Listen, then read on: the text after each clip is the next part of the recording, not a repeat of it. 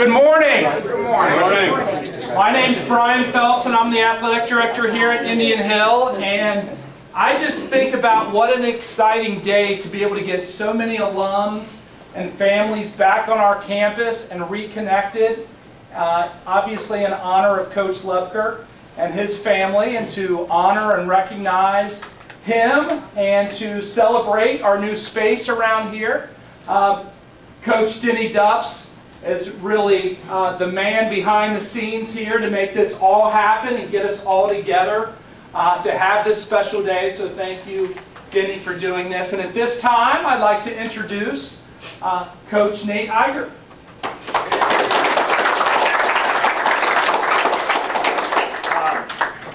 First and foremost, I just want to thank you guys for coming in. This is awesome. This has actually been kind of a dream of Danny and I's for 10 years. So I've been here for 10 years. I came from Fairfield, and we got the program when we had 6 kids. Haven't won a CHO title in 47 years. The program was pretty much on its last leg, and with a lot of help with my assistant coaches and throughout the time, we've three-peated in the CHL.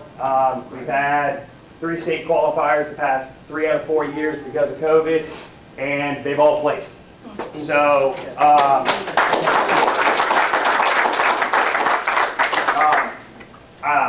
I really, truly, and this is absolutely phenomenal. Like I couldn't ask for anything else for you guys to come. Ron, thank you so much for starting this program, and it is something that I want to recognize, and I want kids from generations upon generations to know. When we started this journey, I had an idea. We have a new room. I want to get the graphics, and I want to do it the right way. Before, I only had 1994, and from '94 on, because of one of my assistant coaches is an ex-alum, graduated in 2000, and he knew all these guys. Well, I didn't know who these people. So for a long time, I only knew Zach Reckman in 2004 was my only state placer. And that was our shot, right? That was our dream. Who's going to beat him? Who's going to be the next person on the wall? In this journey, and it has been a journey. And Danny, I can't thank you more. And this is awesome. Sorry, I'm getting kind of choked up about it, but it's awesome. I preach to my kids about pride, dedication, and family, and I'm a big believer in family. And I just want to know you guys are part of this family, and you will always be part of this family. You guys are always here anytime. You want to come in, you want to see the boys, you just want to talk to them and talk about how wrestling made a difference in your life, or that it's still a part of your life. The door is open. I just want to thank you guys so much for your generosity, coming, and support. It really, truly means a lot. I just wanted to introduce Lori first. Yeah, there she is. She's from the foundation. She's been the one who kind of behind the scenes has kind of helped us out. So, Lori, thank you so much.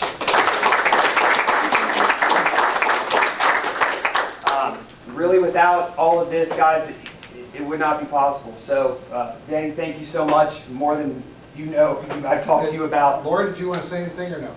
I just want to say thank you. Okay. Indian Hill has an amazing legacy of excellence. Your generosity is inspiring the next generation. I'm overwhelmed. The stories we were getting in the office were so much fun. I love the pictures of pinups that I was inspired to. Thank you all for being here, and thank you again for your generosity. So, Brian, thank you so much for guys, if it wasn't for Brian Phelps, and he started the demolition of the new wrestling room before we were tearing the middle school down where I was prior. So, I mean, we were blowing out walls before we even got permission to blow out walls. So, it's kind of what wrestlers do, right? We just make our own way. So, thank you so much for coming. I really hope you guys enjoy it. And I hope that you guys know that your door is always open, and you guys are. And really, thank you for letting me be part of your family. It's the true thing is I'm a part of it, and I didn't even know it. It's really cool to see some of these names on these boards that I'm like, well, I've heard of that name before, but I didn't know. But it's awesome. You guys have a really rich tradition that I hope that I carry it the right way for you. And I hope we keep moving in the right direction, and these kids carry it on for another 100 years. So, thank you guys. Danny Dupps.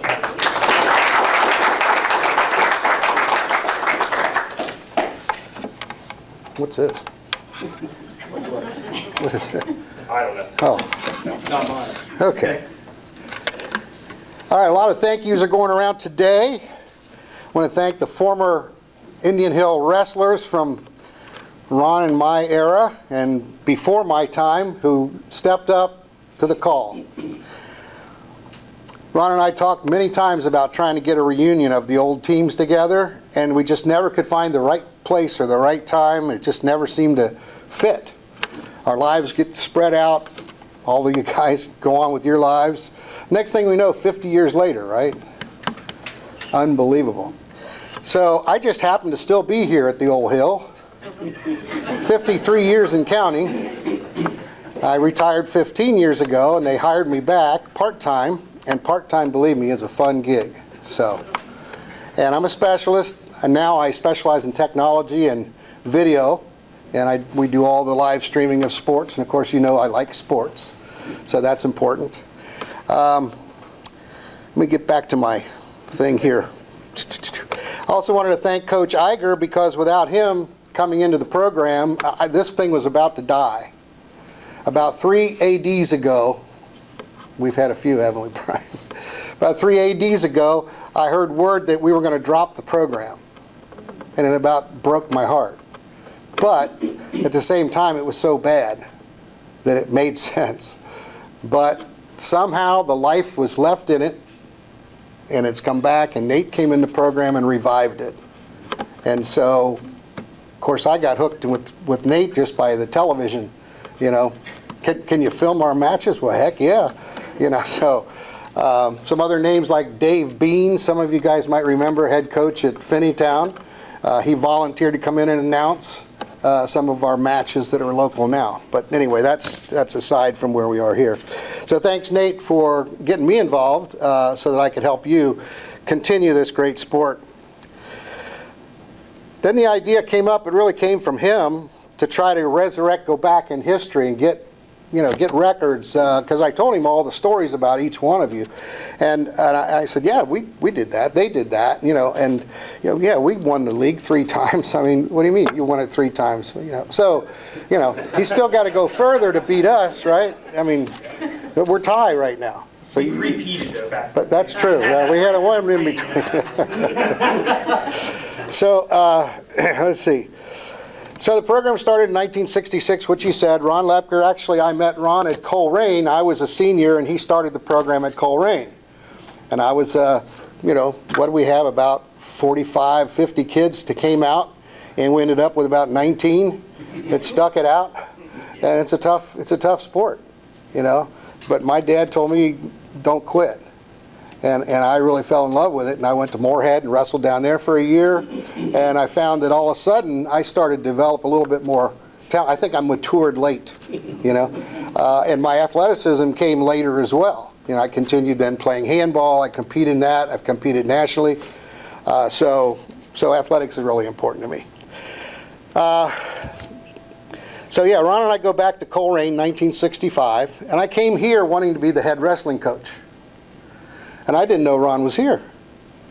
I come walking in here and I interview with the principal, and I said, do you have a wrestling program? Oh yeah, we got a good wrestling program.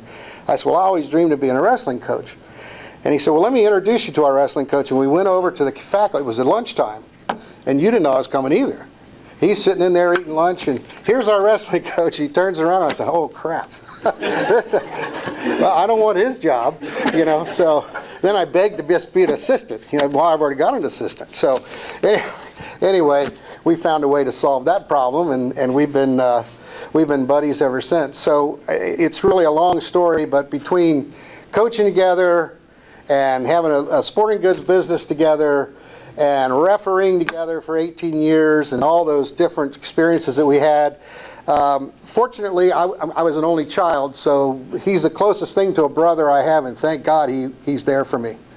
He's always had my back. He's just a great guy, and everybody knows that, Of course, he wasn't so great when he was coaching.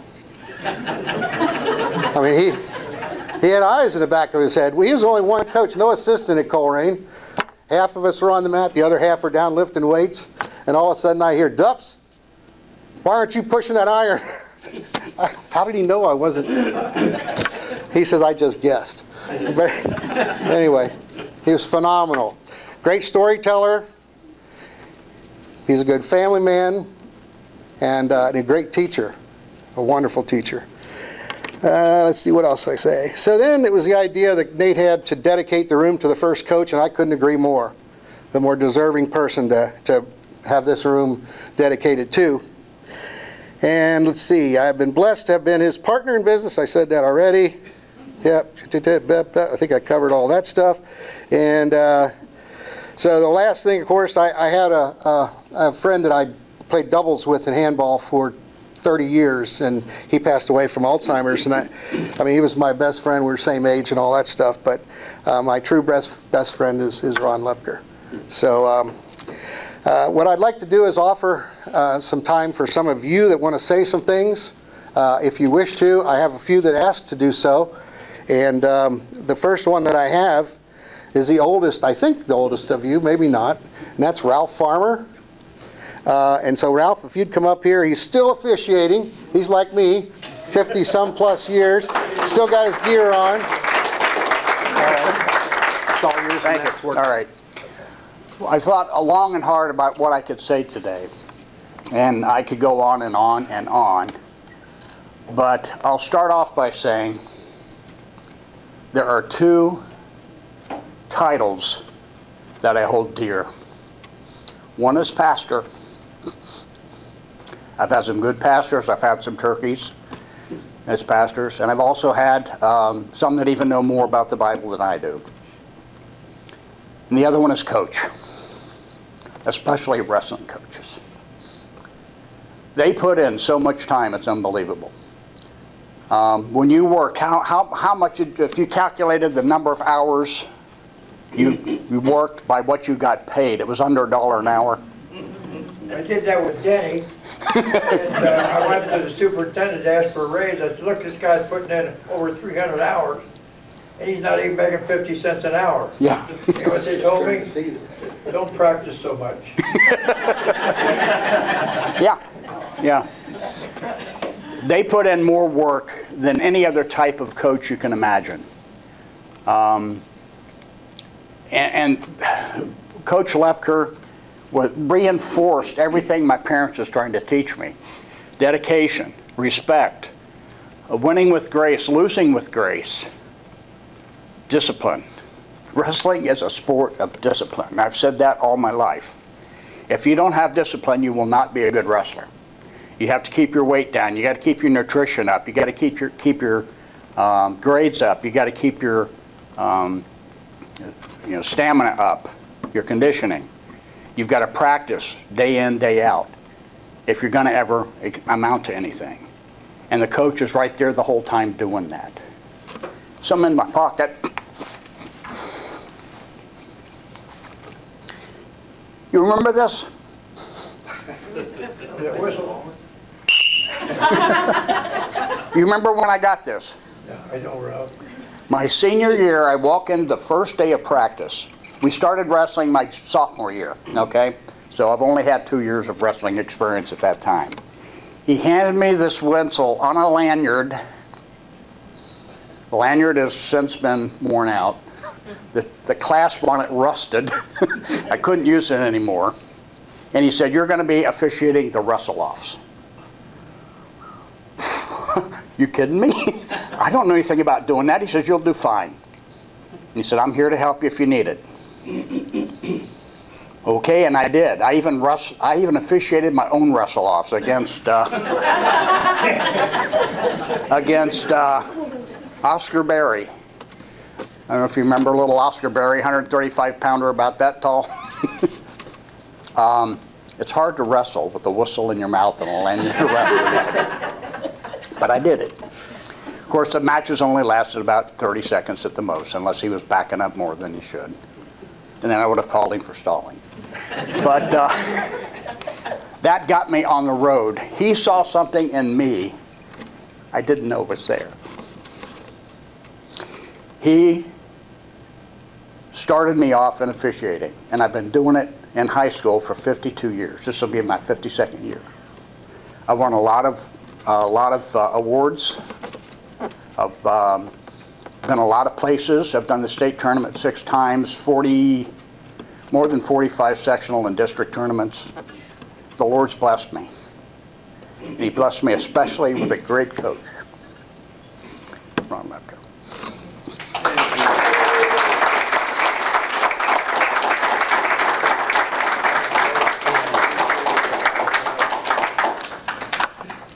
Thanks, Ralph. Next up here I have is 3-time EHL champ, Gary Russell. All the way in, he flew in from Minnesota. Thank you. I was glad when I saw Denny's email a month or so ago that this ceremony was going to take place. And it kind of takes you back to 50 years ago when we all were around here. And the first thing I thought of was, I wonder if they're going to start the tour at the original wrestling room in the cafeteria. And I thought, what a great place I would have been, because we all remember stacking the chairs, folding the damn tables up, mopping the floors. Somebody had to go around with a little scraper to get the gum up so it didn't get on the mats. We put all the mats out, and we had to do it all over again when practice was all over. We had to haul them all back out, put the cafeteria back together again, and that was our home. And it just, I'm sure what we're going to see today surpasses the cafeteria and ambiance as a wrestling facility. But we all enjoyed it and made the best of it, certainly when we were here. But it made me think back the first time that I actually met Ron. I was in 7th grade, and I tried out for the football team. And I remember you had to get a physical before you could go out to the football team. And I can still remember I weighed 80 pounds, and I wasn't even 5 feet tall. So I go out for football, and Ron was great. He let me play quarterback. I got to do all this stuff, little 7th grader running around, and I think he figured out this guy's got some screws loose. He ain't going to be a football player, but man, I can make a wrestler out of him. So he gave me the opportunity throughout the year. He kept saying, you got to come out for wrestling. And I thought, I don't even know what the team is. I don't know anything about it. But by the end of the football season, he told me, come on, just roll around on the mat for a while, and you'll see if you like it. So by the time I got to be a sophomore, I bulked up to 98 and was able to wrestle from there on out. So I was just glad you gave me the opportunity to find a sport that really offers it to everybody. Little people, big people, everybody can do it.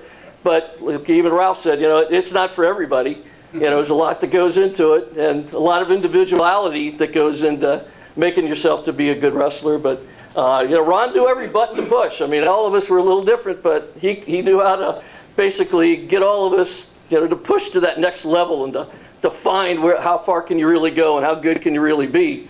But I think at the same time, you were able to keep us all as a team. And I think part of it might have been because at the end of practice, we all wanted to come after you.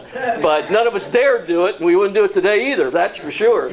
But you certainly gave us that team atmosphere going along with the individual sport. And I think that was really a great attribute for you and for Denny that really kind of kept what was really some great people and some great teams. And while it was great to kind of get your hand raised at the end of a match, I found it even better when our whole team was successful. In Indian Hill, our name was big back then. Everybody feared when we came in because everybody was good. And it was a lot of fun. So, well-deserved, Ron. Couldn't be happier for you.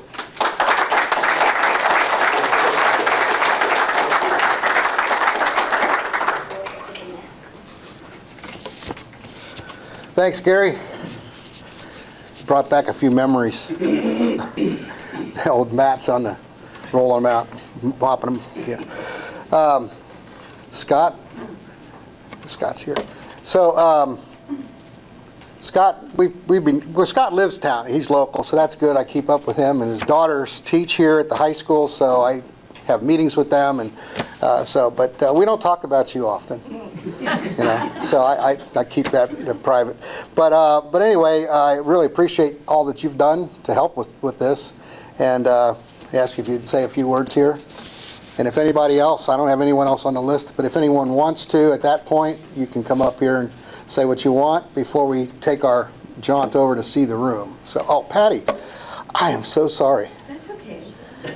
I am so sorry. Scott, please, Steve, I'll come after that. But we'll go Scott, Patty, and Ron. How's that? And then anyone else. Tony? Yeah. And Tony wants to say something too. Scott? Thank you all, and thank you for being here. Ron, Pat, this is one of your days, one of your many great days.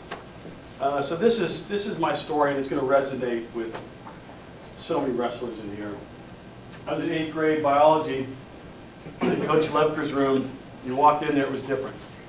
There was junk all over the walls. There was dead animals everywhere. And we didn't just study the book and take a test.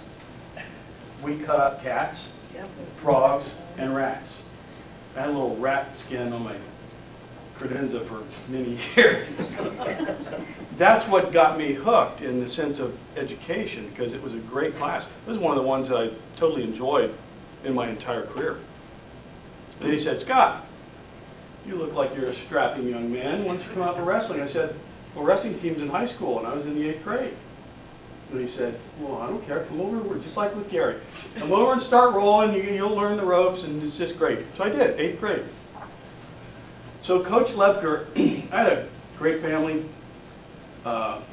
great background, super community. But quite honestly, I was not happy as a kid. From about junior high to senior in high school, I really was not happy. I'm not going to go into why, but I just wasn't. So Coach Loebker really, for 5 years, became my school dad. He was my coach. He was the person that I could talk to. We talked a lot. I practiced football to get ready for wrestling. Then I wrestled. Then I ran track to stay in shape for wrestling. I didn't care about either of the sports. And then, I'm not sure if this is Jeff Linder listening in. So in the summers, Jeff had mats. The Linders had mats in their backyards. Coach Loebker had a coaching camp, I guess it was up toward Miami and Oxford, that I went to. Then I think it was a sophomore, and he said, Scott, you got to go out to Ponca City, Oklahoma. I said, what for? He said, because Myron Roderick and Dan Gable are out there, and you're going to learn a few things about wrestling. So I went out there. This was an all-year thing for me, all the time. And we talked, and you tell me to go, and I go, and it was great. Perseverance, dedication. You do a takedown. You do the next take. You do another takedown. You do another takedown. What do you do after that? More takedowns. You learn, and you go some more, and you continue. And he fed this to me for 5 years. Greatest thing I could have ever learned. Most important thing I could have ever learned. Plus the teammates, the friendships, the camaraderie. It's like you hear about in the military or other organizations where the closeness is there. As a Coach Loebker, you meant so much to me. It's created my life. When I tell people, I was in the military for 12 years, I was in the reserves. Got out as a colonel, I was the commander of the medical unit up at Right Pat. And I would say, I learned this from Coach Loebker. I talked to my staff. I learned this from Coach Loebker. I talked to my kids. Coach Loebker told me this. I haven't told you this for 50 years. Just like Denny said, we all get on our own rafts. We're all floating in different oceans. But guess what? It still comes back to this. Teachers and coaches always say things like this. If I could just change one life, if I could just have a meaning for one person to get better, to become a better homemaker, a better mom, a better husband, family member, a better teacher, a better engineer, it doesn't matter. If I could just impact one life, I've done my job. Coach, you've impacted hundreds. Amen. Hundreds. And it's been great.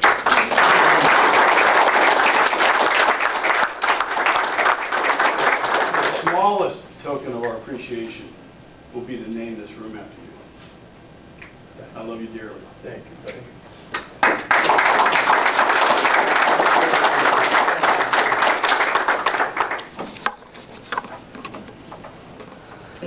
Tony?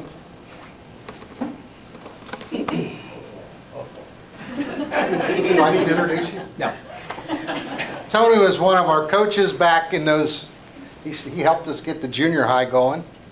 And then he brought another crazy guy, Tom Griffin, who a lot of you know, wrestled, captain and all that. And those two guys, they really did some things. You want to stand here or you want to stand there? I'm good. Okay. I just know that Tony Miller. I met Ron Loebker and he said, hey, I need you to come with me for a couple days. And so I come and I show up over at the wrestling room and he says, you got the junior high. And I'm like, okay, what do you want me to do? He said, I'm going to be working with the varsity on this mat. You're going to have the junior high over on this mat. And I don't know which mat I spent more time with, but I was wrestling with some of the older kids and I was teaching with the younger kids.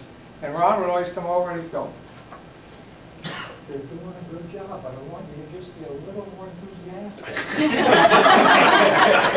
I mean, he didn't care about the wrestling. He just wanted a great attitude. He just wanted me to make sure that people knew you work hard, but you're going to have fun, and you're going to have the results.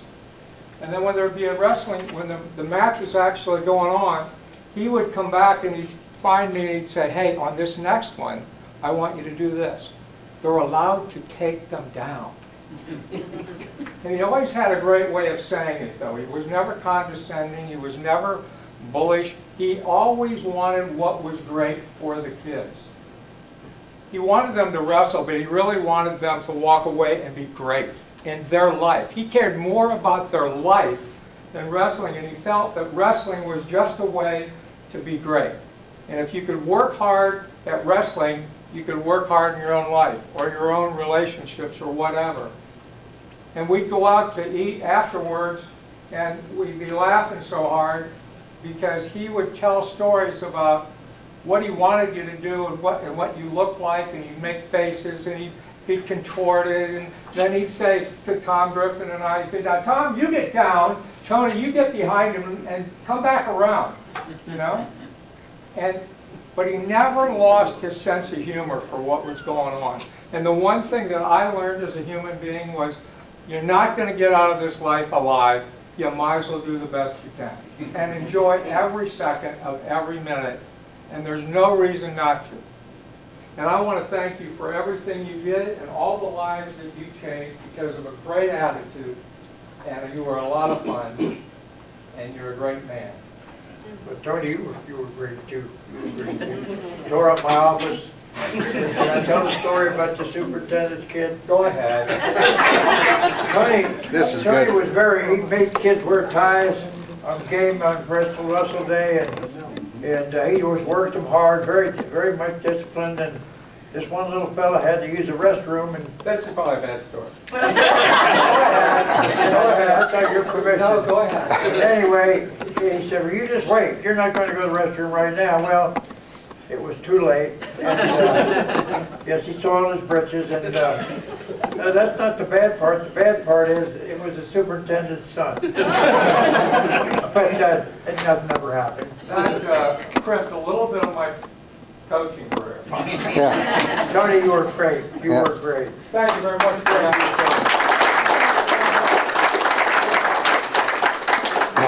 me. So now we know why I didn't get the raise. Patty?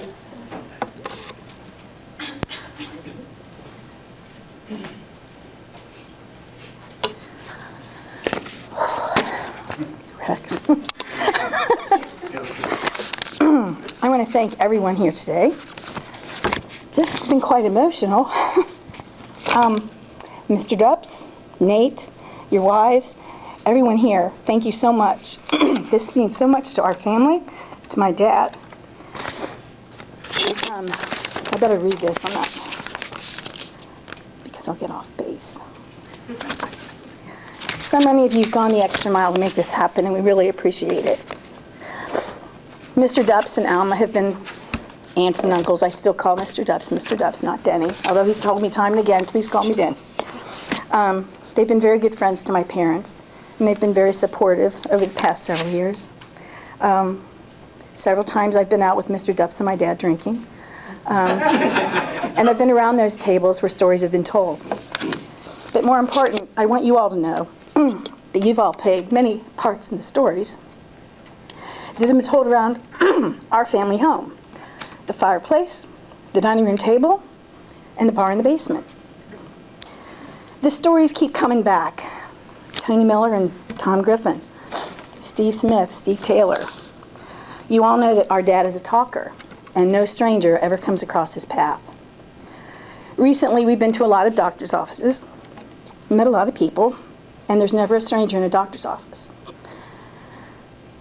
We went to the Mound and we had lunch several times recently, had some drinks, and talked about coaches, meetings at the Mound, his old business, and he told the bartender a few stories as well. So he doesn't meet a stranger. But more than anything, we knew about you all. We knew about the wrestlers. We knew about your lives. We knew when you didn't make weight. We knew when somebody almost got kicked off the team but came back. We knew when there was one guy that quit, and I don't know if it was Tom Griffin or you, Scott, that talked him into coming back. But we also knew when you overcame, and you came in first place, when you got to districts and state. You showed how much heart you had for the coach that was coaching you. As the eldest in our family, I remember the early years when my mom would drive all of us to the matches and the tournaments across town. We attended them before we began our own athletic careers, soccer, wrestling, football, wrestlettes. I remember my mom making her Alaskan dessert for the wrestlers that would be honored at our home at the end of the season. But over the years, as my father learned about your accomplishments, or ran into one of you, we would hear about you again. And as this room and this event were being discussed, more names came across that I recognized from years ago. I can't tell you how proud he was of your accomplishments and your stories, even after you moved on. The wrestling family, this wrestling family, Indian Hill, was our second family, and his second family. We heard about the progression in your lives. So with that, I'm sorry, we'd just like to say thank you.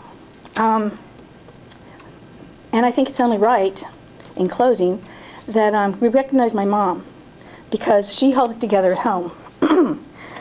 She was supportive of my dad all the years of his passion for wrestling and coaching, and tomorrow they will have been married 68 years.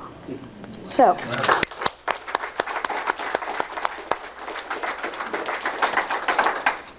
thank you again for all the memories and for this day that they will never forget. God bless you all. Thank you.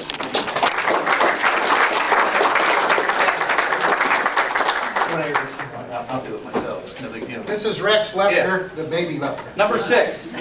So I was born in '68. He started the program in '66. I think you have wool singlets at that point? Steel wool. That's steel. That tough. They used an abacus to keep score on the side of the map back in the day. That's not far back. Well, looking at these names, and we've heard all about you guys. Ralph, you still owe me near fall points from '84 in Norwood. You got all you deserve. Scotty, he gave me braces my sophomore year, and thank you, because I got blood time for that. Sophomore and junior year, I get a couple minutes blood time. So I just wanted to recognize and thank you. I think you said it all. It was beautiful, and Patty, thank you too. How easy could it have been to create this room, throw some signs up there, finish the drywall, and call it a day, right? A lot of people do that. The idea to tap into this is a beautiful thing, and we appreciate it. He's been blessed. We've been blessed to have him. Wrestling, if you ask anybody in Anderson, and you throw out the name Loebker, that's what you're going to talk about. All my boys, grandkids. I mean, it's a big part of our life. So thanks to everybody for what you've done. Appreciate it. Love you, Pop.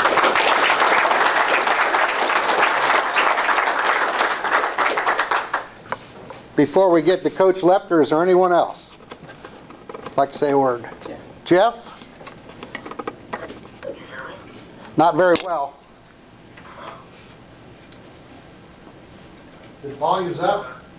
How about now? That's a little better if we're quiet. Can you hear me? Yeah. Hi Coach, how you doing? So my experience, I moved to Indian Hill in 1965, I think it was. I was in 8th grade, didn't know anybody. And, Mr. Loebker was in the classroom, sort of, selling wrestling. I didn't even, it was his enthusiasm. I didn't know anything about it. There was no team, I guess, or there had just been a year or two team. And so it was just the enthusiasm that really, got me interested. And and that carried through, his mental, it was always his mental toughness, he wanted to, that was, really impressed me as far as in those matches, having to really put out. And and then and I think what Scott said, the takedown and the escape. I never really pinned many people. I never got hit, but that discipline and really putting out was really carried through my life and really made me push in any sort of circumstance that there came up. So it was a really good lesson. And that was sort of my first bonding in Indian Hill.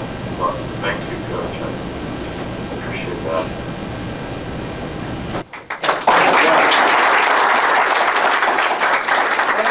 Can you hear me? Oh, yeah, you can hear it, can't you, Jeff? What time is it in Hawaii? What time is it? Say it again, Dad. What time is it, Jeff? It's 7:45. Oh. Coming up. Yeah, Just wondered. Jeff, can you hear me, Denny? yeah, he can hear you. Jeff, you were one of my best, and you should have gone a lot further if that district, if you would have lost that 1 point in the district tournament. I think you were headed for a state champion. We might have had one. And I wish you could see this room, Jeff. It's beautiful, and the new coach, he's great, and we're going to get some state champs. I guarantee it. Great. Yeah. Good talking to you, Jeff. Yeah, you put a lot of good time here. Anyone else? Okay, Ron? The only thing I would say is the one comment I remember Coach always saying is, it's only pain. Yes. I've heard that many times.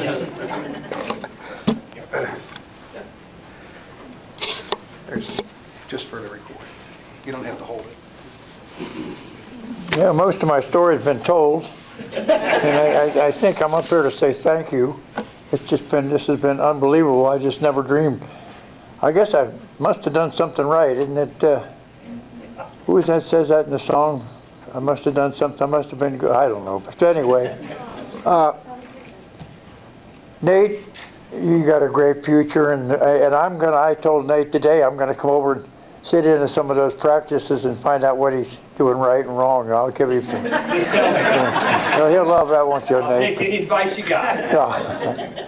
But anyway, this is just unbelievable. I'm just at a loss for words. I don't know what to say, but I do want to talk about this guy over here. Danny, come over here, will you? Hey, he was described as a friend. He's not a friend. He's family. This guy's family. He does. We go back so far, and yes, we got some stories, and I could tell you about him. We don't want to talk about it. Well, he can do anything. This guy can do anything. Can I tell one story about you? Anyway, is it funny? No. It's about, we have a big tennis tournament comes to Cincinnati, ATP.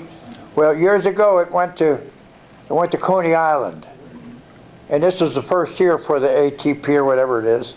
And we know a little bit about wrestling scoreboards. What was the name of that company? Daktronics. Daktronics makes them, and. So the manager of Coney Island is a buddy of mine, wrestling coach, and he comes to me and he says, Ron, we need a scoreboard for tennis. And I said, I don't know a damn thing about tennis. I don't even know how you keep score for tennis. I said, but Denny will fix one for you. So Denny designs this thing. It looks like a little pyramid, and The fellows that started this company, Daktronics, are out there in South Dakota. There's a professor and 2 of his boys, and they make wrestling scoreboards. And then he calls them, he said, can you make if I design this, will you make it for me? And they said, yes, we would. Well, it was a kind of a hayseed outfit. They brought it in on an old beat-up truck and a trailer, and that was the first scoreboard for the ATP tennis tournament. I don't know where it is now, probably in some museum or maybe a junkyard, but this guy did it. And I could go on all day about him, about what the things he did and how he helped me out, and how we sold wrestling shoes to every school in Cincinnati. If you had a pair of wrestling shoes, you bought them from D&L. And it's not true, Nate, this is not true. We'd ask them before they wrestled, this is what the guys would say. How many shoes did you buy from D&L?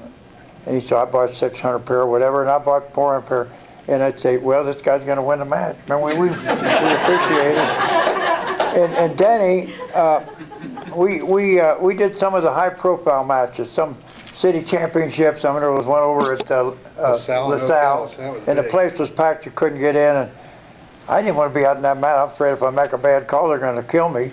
So he said, well, Ronnie said, why don't we do this? You go ahead and rep, and we'll be on the mat together for the whole match. And if you make one, I'll help you out, and if vice versa. And I think we were one of the first that did that, and it worked out great. And we did that quite a bit. All the time, right? Yeah. And one more story, and I won't tell any more. Okay. But we could go on all day with this guy. I love him. And we were officiating up at Dayton, up at the one of the tournaments, and then he had a controversial call. I think some kid punched the kid, and another kid did this and did that. What was it they did? Illegal slam. Illegal slam, that was it. And the boy's father was there, and he didn't like Denny. And so Denny comes into the locker room, and by the way, this is the last match that Denny refereed. Denny came into the locker room, and a fella came in and says, Denny Dupps, he said, here I am. And he said, there's a fella in the gun, there's a rumor, there's a man in the parking lot with a gun. So Denny hung up his refereeing too. And I don't blame you either. He never gave me a whistle, Ralph, so.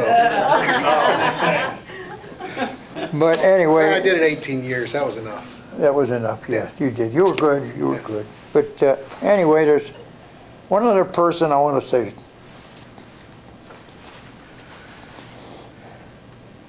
I'll say thank you to. And she's done so much for me, and I was kind of an absentee husband. By the way, I should say that tomorrow is our 68th anniversary. I'm not going to make it through this. Anyway, when I went into teaching, I told her, Pat, we're not going to make much money. I was making, and you younger people won't understand this, but I was making around $12,000 or $13,000 a year with Procter & Gamble, and we were living comfortably. And I said, Pat, we're gonna go down in the scale. We went down to $4,000 at Coleraine. I went $4,000 a year. So that meant I had to work a hell of a lot extra work and do different things. And she said, you're not going back to P&G. She said, no. She said, I don't like you when you work at P&G. I didn't like it, and I wasn't the husband I should have been. And anyway, she told me go for it. And so we made it. What do you call it? When checks go bad, she bounced checks all over Anderson Township. And but we made it, didn't we, Pat? Didn't we? And you were wonderful. You were wonderful. Anyway, I'm gonna finish this thing up with a little. I bought Pat a little necklace a while back, and there was a little verse on the back that kind of fits this situation. And you ready, Pat? Ready. I loved you then. I love you still. I always have. I always will. Thank you. Thank you, everybody.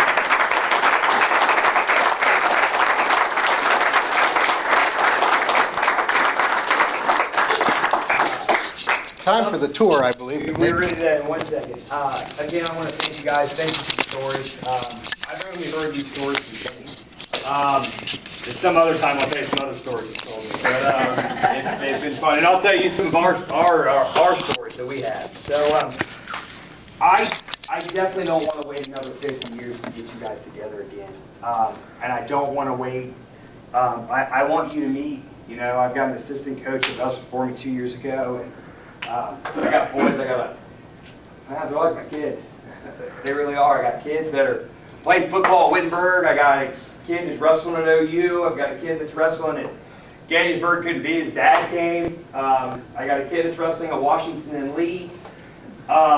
Kids that go, I mean, I call them, talk to them. We just talk about life. And they ask about my family and their family. And it's something great. And I don't want this to end, and I definitely don't want, I want to keep this going as much as we can. So Danny and I have talked, and it's something we want to try to do, you know, every year to get everybody to come back.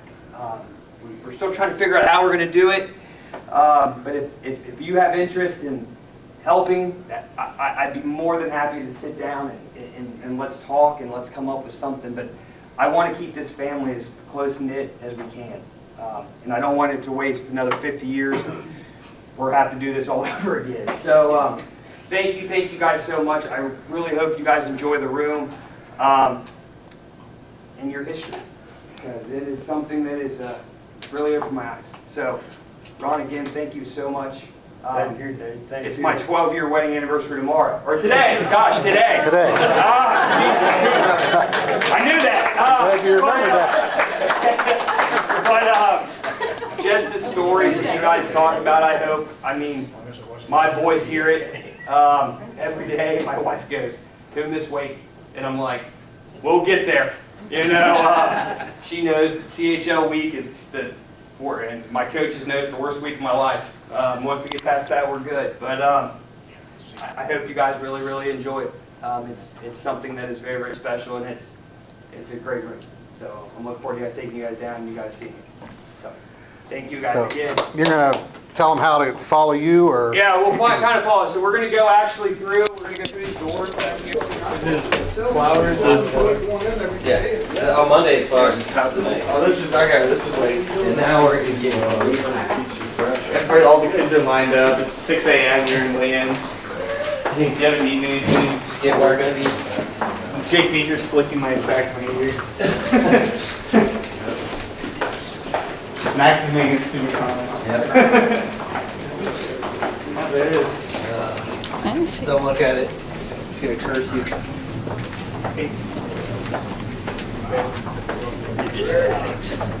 So all the whites are your state qualifiers. All the red are state wins. Looking for you.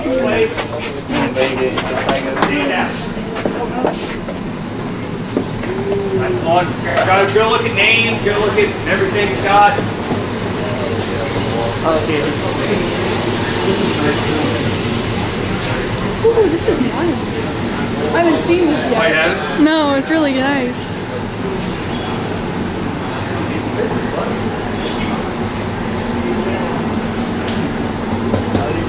Actually, Doug Brennan. Oh, really? I didn't know that.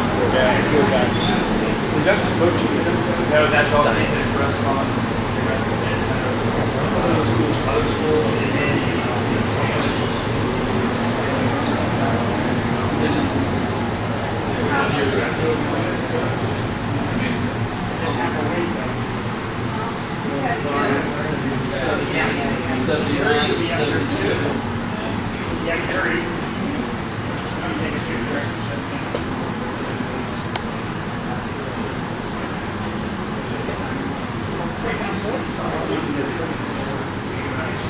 Yeah, his brother.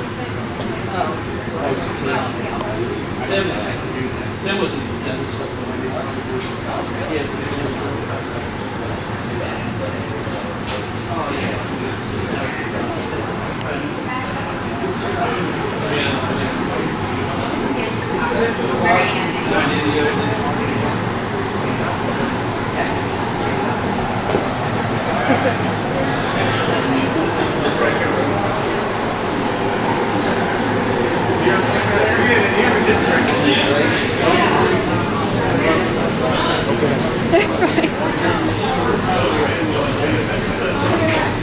Thank you. I don't know if you heard me or not.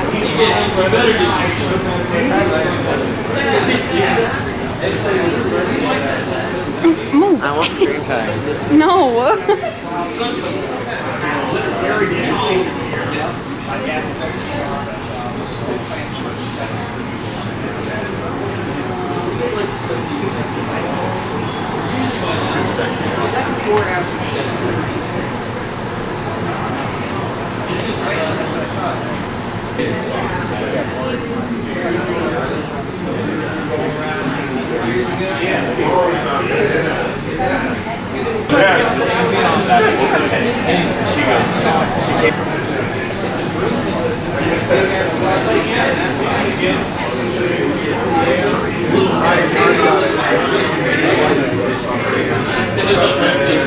Yeah, you're perfect.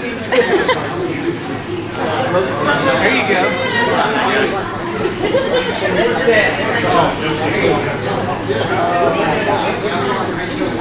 What about the pen hats? Are they not allowed in the picture? Get everybody in there. All right, ready, on three. Great picture. All right, all smile. If you can't see us, we can't see you. One, Who's got your guns back two, there? three. Cheese. Great pick. I'd rather you say Goomba. Great, thank you guys. That's awesome. Are there any peanuts?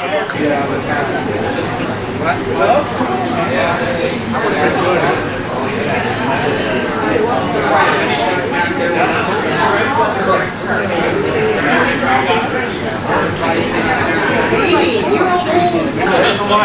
Hurry up, Mike, move, will you? Come on. Dad, look at the camera. Dad, Dad. Hey, Ron. look at the camera. Hey, Ron.